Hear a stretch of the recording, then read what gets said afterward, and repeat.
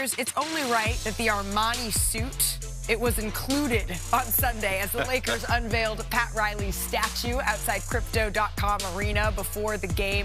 The Showtime offense was in attendance for the ceremony, but the current Lakers, maybe they could have used a little bit more of that on the floor. Of course, ahead of the game, LeBron James and Pat Riley embraced, share a moment. Well-deserved, special night for Riley. It would have been even more special if the Lakers got a win. But Jaylen Brown had other plans there. He's Celtics take the MVP lead. special right now. Yeah, LeBron James agrees with you. And then the Celtics, they're up here. Derek White, he's able to deflect the ball there from Jared Vanderbilt, and then he finds Vucevic for the easy layup. A nice play there. Malik, have you ever seen the Celtics not play hard this season? They play incredibly hard every single night, and they force 7 of the 8 Lakers turnovers in the first half. And then there's Peyton Pritchard. Ooh-wee. It's only right that Jamal Crossover was on the call for this crossover. Was it a push-off, or was it I mean, it was, but, you know, when in you the make playground. the bucket? Celtics up.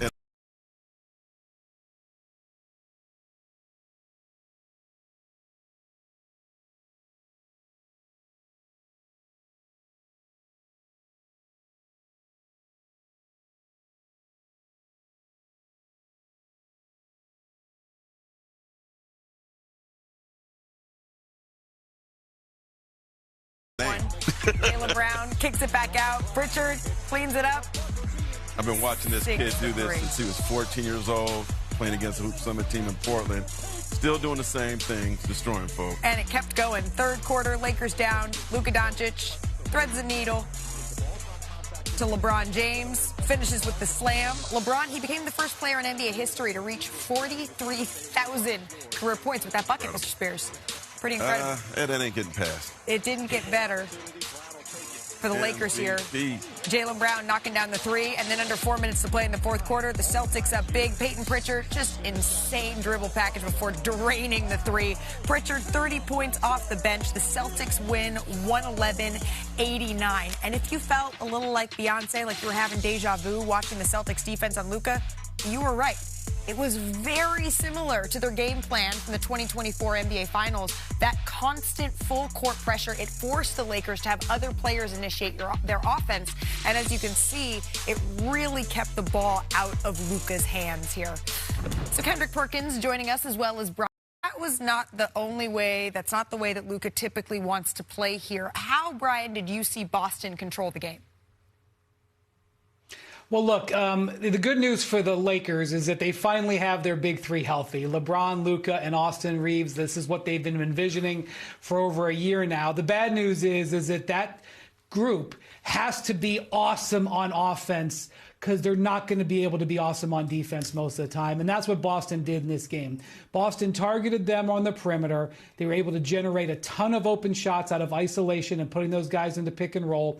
And the Lakers had a bad offensive game. It was one of the worst offensive games, frankly, they've had in several years. And that's the thing. They are not a complete team. They are going to be on certain nights awesome on offense. They have proven that they can be awesome in the quarter. They are like a sports car. Everything has got to be in tune for them to perform, and defensively they were not in tune enough to make up for their bad offense in this game. And look, I know I use this line a lot when I say they ready to get their feet hot, but last night the Celtics got their feet hot with the Los Angeles Lakers, and it started with their defense. And look, Joe Mazzulla has the blueprint. I got the tape right here. Picking up Luka 94 feet. Look at this. Fighting them for position, feet parallel. He's ready to defend. Look at the post position. Everybody's head on a swivel. All of a sudden, he takes the contact, stays down on the pump fake. Don't give Luka a chance to get to the foul line. All of a sudden, they're going the other way. Here we go again, making them uncomfortable. Look at Peyton Pritchard. Ball pressure up top, fighting over the screen, communicating. And Jaylen Brown with the active hands getting out transition. Doesn't this look familiar? The 2024 NBA Finals. Jaylen Brown, he won Finals MVP because of the defense and the full court pressure that he applied on Luka Doncic, which ended up breaking up a happy home. And that's why Luka is in LA now. So when you think what they did last night, Yes, Jaylen Brown is at the top, should be leading for MVP candidate, but that defense was suffocating the Los Angeles Lakers last night. They were causing suffering and they were suffocating for the Los Angeles Lakers, and it makes sense. They've been top 5, right, in defense since December. And when you combine that with the elite offense that you're seeing, the possibility of Jason Tatum coming back, and the fact that you asked me, Mark, how often do we not see the Celtics play hard? Yeah. It seems like every single night they are bringing it and playing incredibly tough for Joe Mazzulla. I talked to Joe Mazzulla on the 7th of November, and at that time the Celtics were 9-8. Yeah. No Tatum, obviously. No Porzingis. No Horford. Struggling. Seemed like no hope. And he's eating his grain bowl, not even tripping. He was like, look, this team is still talented. If we give the effort that we could give to win on a daily basis, Jaylen Brown is that star. And I kind of just looked at him like, yeah, okay. Yeah. And he's like, you know, the competitive guys, like, what, we just have to have it easy? And since then, they've been 28-11. Joe Mazzulla's doing an amazing job. Jaylen Brown's doing a great job leading this team. Everybody knows their role. As you see, they play hard every night. And then Tatum's about to come back with Vucevic. It's a scary Celtics team right now. It is. And for the Lakers on their side of all of this, Brian, after the game, Luka Jokic said he still thinks that this big 3 has big potential, is what he said. But at this point in the season, why is it still big potential and not us seeing the fruits of what that potential can be? Well, they're just not equipped to maximize Luka Doncic. And this is not meant to be an insult. This was a shock maneuver that hit the Lakers a year ago. And over the offseason, they really sort of leaned into the summer of 2026. And when you have Luka Doncic, and to a lesser extent Austin Reeves, you've got to have supporting wing defense, and you've got to have a basket defender. And they just don't got it, you know? I mean, they sometimes are able to do it. J.J. Redick has been mixing in more zone. He's been playing sort of different lineups. But, like, if you look at the way Nimi Keita plays for the Celtics, you look at the way DeAndre Ayton plays for the Lakers, it would be much better if the Lakers had Nimi Keita, because the way he defends, they just they need a transaction cycle to build around Luka, and to a lesser extent to build around Reeves. And that is what they intended to do. That is really what they're not going to publicly announce. They're not going to put this on a statue outside next to Pat Riley, is that this is a holding season. They're going to try to make the most of it. And if they get the right matchup in the playoffs and they get health on their side, they could make a run. But it's going to take things like that to happen, because straight up, they're going to have disadvantages against great teams like Boston. Well, it's too late, Wendy. The word is out around the NBA. They have scouts at the game right now, and it's not because they're scouting other players or trying to make trades. It's people are getting ready for the postseason.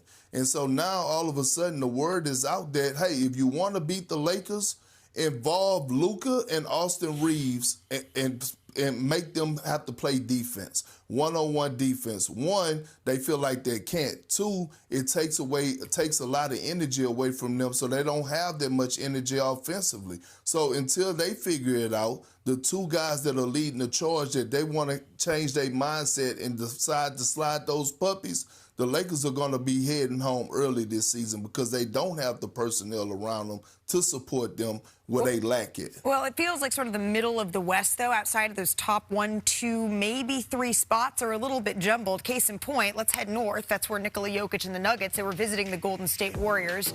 No Steph, but also no Kristaps Porzingis, who was out with illness, and then a super late scratch moments before tip-off, no Draymond Green. He was dealing with a lower back issue. But just because no Steph Curry doesn't mean he wasn't involved in the action. Off this silly, uncharacteristic turnover here from Nikola Jokic, Steph Curry, shooters, always ready to shoot. Take it. He told me that he'd gotten a delay of game before, so he didn't want to. Jamal Murray off on this one. Nikola Jokic is able to get the nice little putback there. Grabs a rebound. Jokic right here, pushes the pace, gives it up to Christian Brown, who had a huge first quarter, was quiet until this third quarter, and all of a sudden, after a big lead by Golden State, here come the Denver Nuggets. And this is when you think, uh-oh, Golden State shorthanded. This is when stars show out. Nikola Jokic, nice move to end the third quarter here. Going ahead to the fourth, midway through, the game is tied at 109. You wonder who's going to be the guy. Who are you going to call? Brandon Bajemski, apparently. He had 15 of his 18 points in the final frame. You think he's going to cool off? Nope. Drives, nice little floater. Guess who's loving it? Steph Curry. That one had some serious hang time. And then under 3 minutes left, gotta go here. Brandon Pajemski knocks down the triple. The Warriors go on to win 128-117. Nikola Jokic, what went wrong in clutch time again? Is there anything that you guys feel like you need to change about your approach in some of these late game situations where things haven't gone well? Or are you not concerned by it?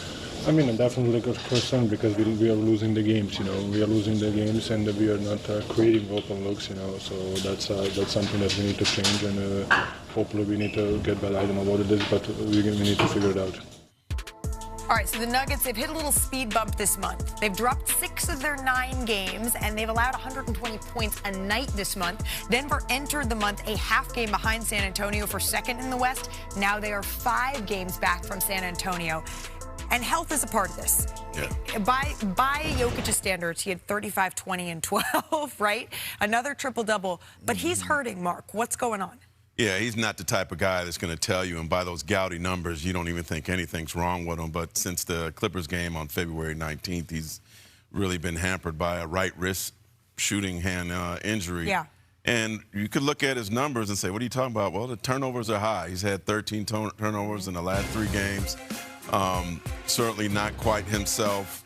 But if he misses a couple more games, then he's not going to be available for the awards. Right. They got other injuries like Aaron Gordon, who they hope to have back this weekend. Peyton Watson, maybe next month. So I think he's also putting the pressure on himself to be in a Nuggets uniform, keep them afloat, and especially after missing as many games as he did. And so, yeah, I think he's going to fight through this injury and just keep playing. Well, you guys, he talked about not generating shots, and certainly I'm never going to be as intelligent about basketball as Jokic is, but when I look at Denver, I don't look at offense. The 128 they gave up is more, I'm more concerned about that than the 117 that they scored. And they just haven't been the same team offensively, Malika, since Aaron Gordon got hurt. Before he started going through these hamstring injuries, the reason a lot of people believed that Denver could maybe pull off an upset of the Thunder this year is because of how good they were defensively. When Aaron Gordon's been out there this year defensively, they've been a top 5 defensive team. When he's not been out there defensively, which unfortunately has been a majority of the season because of his hamstring issues, they've been a bottom 5 defensive team. And especially with now Peyton Watson also sidelined, that's 2 key defensive players, and they just can't get stops. I mean, I'm watching this game yesterday. You were there on the sideline. Jokic was delivering. He was getting assists. They were hitting shots, but they could not get stops at the other end. And that, to me, is where the rubber meets the road for this team. I agree, Wendy. And look, the wing position, in my opinion, is the most important position in the league when you're trying to win a championship. And not only are they missing Aaron Gordon, they're missing Peyton Watson. We still haven't seen Cam Johnson.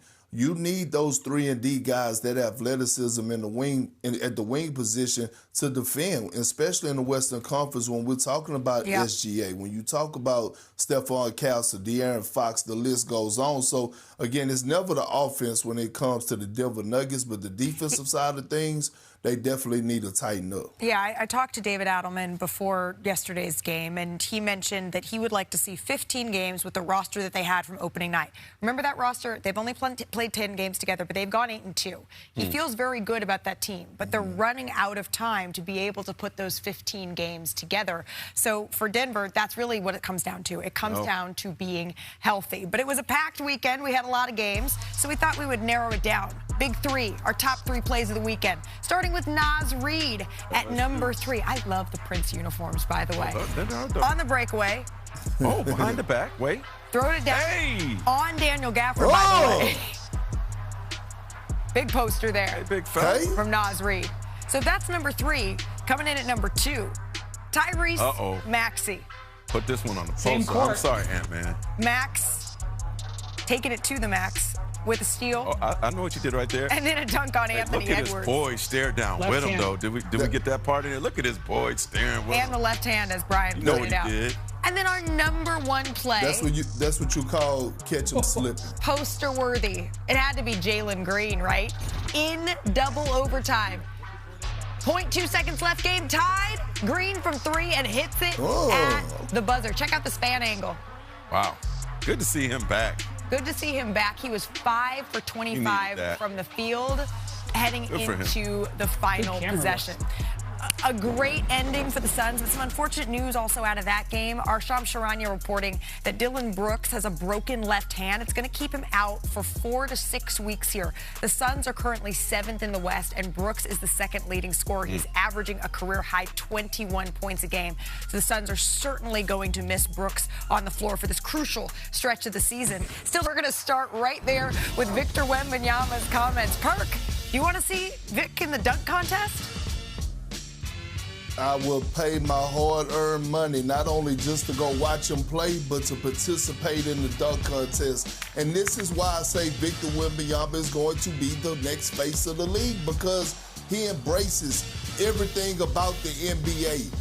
It is a privilege for him to be part of the NBA. That's the way he takes it. He never takes it for granted. This man is just special. And like my grandmother say, he got an old soul, baby. Perk's going to pull up with a camcorder. Check out this interaction with Giannis and a young fan here. His name is Mason. He is 6 years old, and he officially beat cancer. His favorite player, Giannis Antetokounmpo, is right here. Giannis, he beat cancer. He'd love a high five from you. Look at that. Oh, be careful now. He's stronger than he looks, everybody. Mason, you're 6 years old. You just got a high five? I'll be out for 6 more weeks. Well, we're certainly glad that Mason is on the road to recovery here, but 6 more weeks for Giannis, we hope not. As of today, he's been out a full month with that calf injury. Mark, any word on his progress? I'm hearing he's really working hard behind the scenes, and he could be coming back relatively soon. I know they play the Cavs coming up, the Knicks on Saturday. Be nice to see him playing against the Knicks. He told me over All-Star break that he was healthy. He just needed to get some 3-and-3 5-on-5 reps once the team is back. Hopefully that means soon. The Cavaliers, they went down to the shorthanded Thunder. They put Cleveland on their heels from the start. Why couldn't the Cavs get this done, Wendy?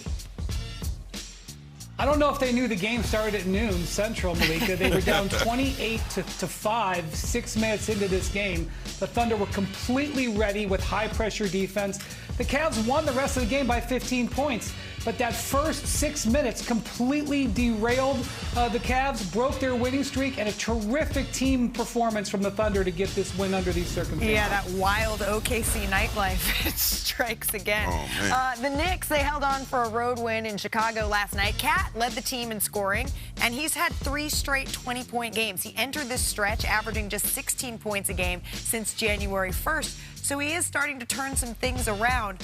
Mark, I know there has been a lot of conversation about Karl Anthony Towns this weekend, but your biggest takeaway from his recent play, sir? Defense. I know he could score the ball, but show him the picture. He got to put on the hard hat. He got to put on the Timbs. He was defensive player of the game for the second time this season. So congrats, Cat. You know, he really had a concerted effort also the other day against Houston to try to stop Sengun at a big stop right at the beginning of the quarter. He had 3 steals in this last game against Chicago. Yeah. You know, early in his career against Minnesota, he was blocking a lot of shots. Hasn't really been doing that, but Knicks need him to pick it up. But, you know, I know he gets picked on in the pick and roll. But of late, Cat has been a star defensively. We talk a lot about Big Body Brunson. We talk a lot about Jalen Brunson and what he needs to do really for this team. But I'm curious, Perk, when you're looking at Brunson and you're looking at Karl Anthony Towns, do you think that Cat maybe is the most important player on this team in order to be able to get where they want to go?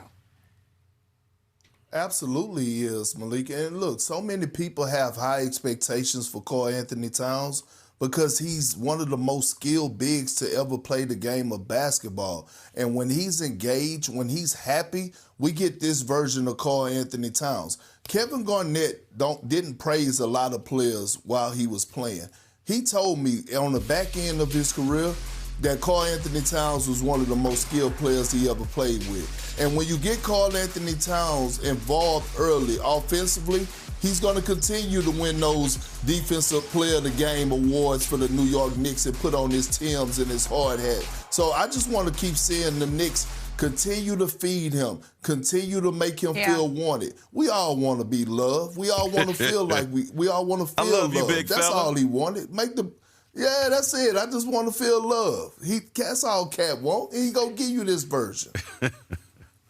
Can I shout out Jose Alvarado? Because that game on Saturday, Cat had a big game, Please. but they came from 18 down in the fourth quarter. Yeah. Jose Alvarado was tremendous. Now, the Rockets offensively are in a rut, but he caused all kinds of havoc at both ends. He's already impacted a couple of wins for the Knicks, and that was such a savvy trade by the Knicks front office. And if he does that one time in a playoff series, has a big 5 or 6 minutes where he's impacting at both ends like that, that trade will be a jackpot that's already looking good. It does feel like a microcosm of the New York Knicks season. Today.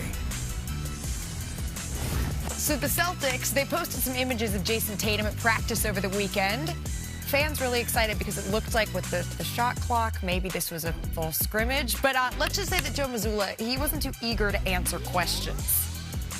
Joe, did Jason practice yesterday? He was at practice. Did he participate in any of it?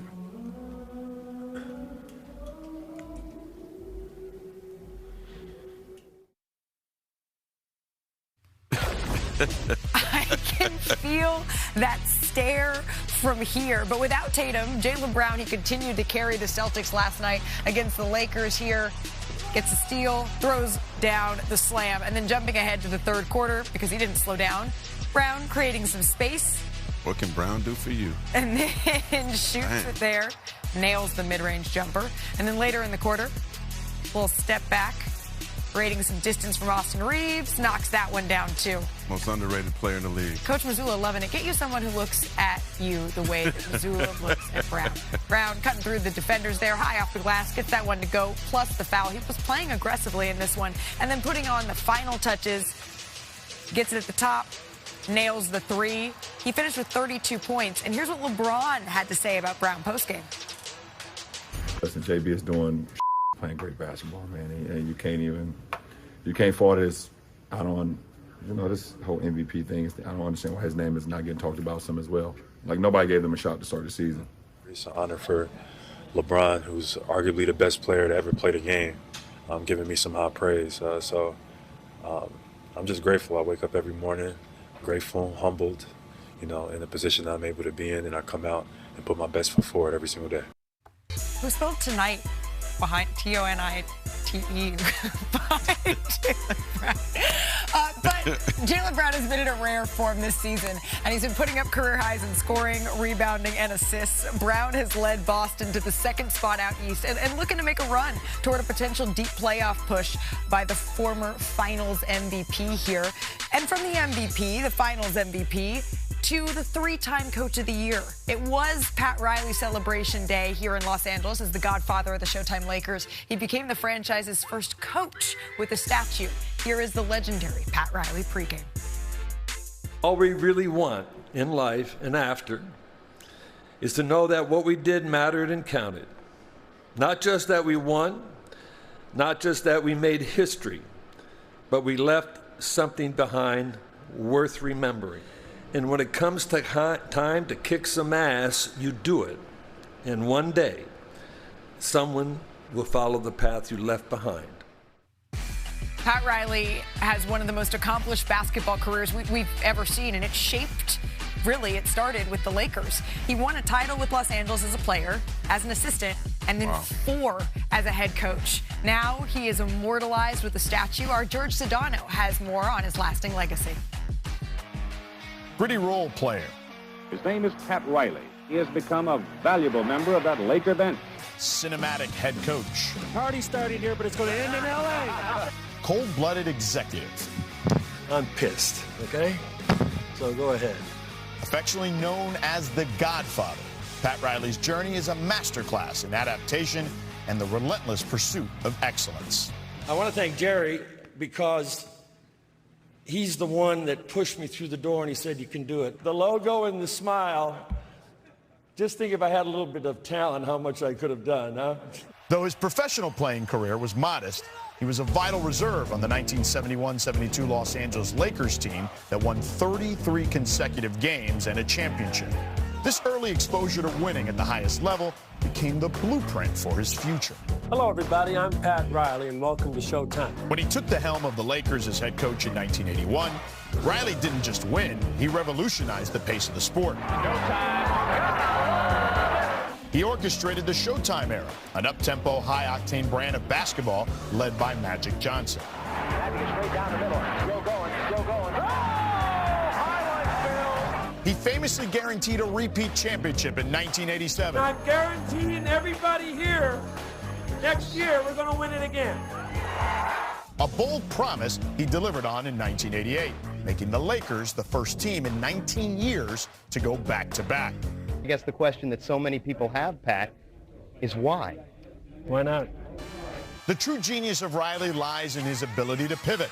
When he moved to the New York Knicks in 1991, he realized the Showtime flash wouldn't work with his new personnel. He transformed the Knicks into a physical defensive juggernaut that embodied the no rebounds, no rings mantra. Though they never secured a title under his tenure, he led them to the 1994 finals and still holds the franchise record for winning percentage.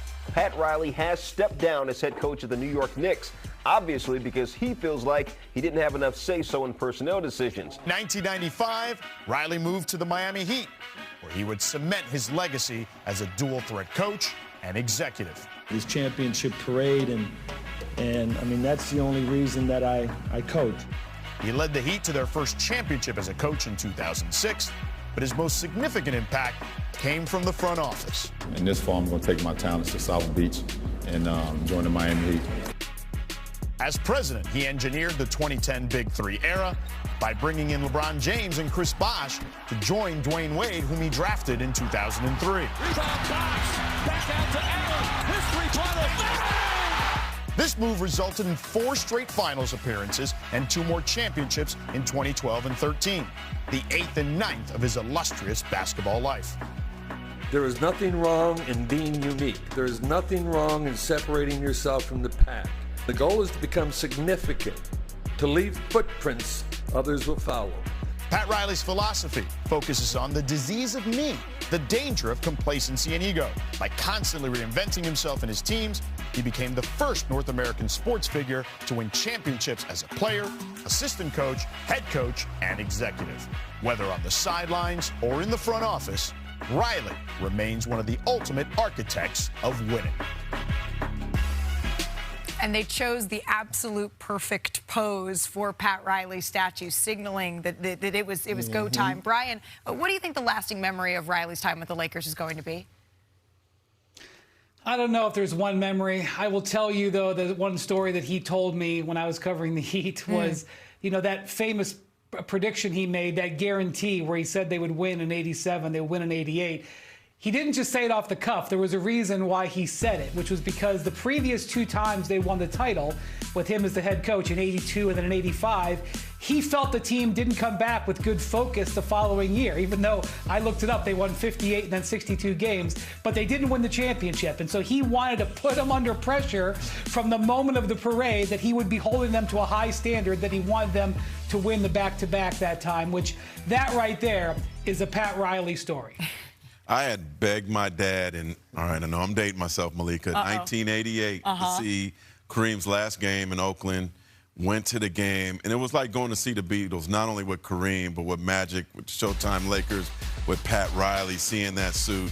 So I'll never forget seeing Pat Riley on the sideline at, to me, the greatest time of his career. Absolutely. I was chatting with him over All-Star Weekend. We were just talking about success because he embodies it in the NBA. And I was curious, I've been asking successful people, what is your definition? And he told me that there's no one way to success. Success is the way. And I said, you know what? That's some advice that's going to stick with me. Perk, do you have a Pat Riley memory that sticks with you? So look, Malika, during the time that I was transitioning from my playing career, I was doing media, I was on TV, and I was working. I went to the NBA Combine because I was being a coach there. Yeah. And so I ran into Coach Pat Riley while I was walking into the gym. And he stopped me, he said, Perk, I couldn't stand your ass as a player.